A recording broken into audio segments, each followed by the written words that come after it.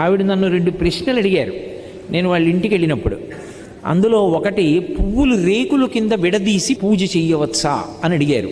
మంచి ప్రశ్న, అందుకు నేను ప్రస్తావిస్తున్నాను. బాగా జ్ఞాపకం పెట్టుకోండి, పువ్వు అంటే లక్ష్మి, పువ్వు అంటే జ్ఞానం, సరస్వతి.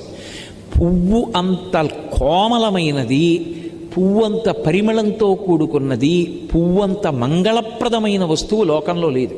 అందులో ఎర్రటి పువ్వు కానీ నేల మీద పడి ఉందనుకోండి, ఎవరైనా సరే దాన్ని తీసేయాలి ముందు, అది కింద ఉండకూడదు. ఎందుకో తెలుసా? ఎర్ర పువ్వు కింద పడి సువాసిని కానీ ఎవ్వరూ తొక్కకూడదు, సువాసిని ప్రత్యేకించి తొక్కకూడదు. ఎందుకంటే అది సౌభాగ్య వస్తువు ఎర్ర పువ్వు. అందుకని వెనక ఎవరైనా తొక్కుతారేమోనని వెంటనే తీసేసి ఏ చెట్టు మొదట్లోనో పెట్టేయాలి. అంత పరమ పవిత్రమైనటువంటి పువ్వులు పూజ చేయడానికి నీ దగ్గర సరిపోయినన్ని లేకపోతే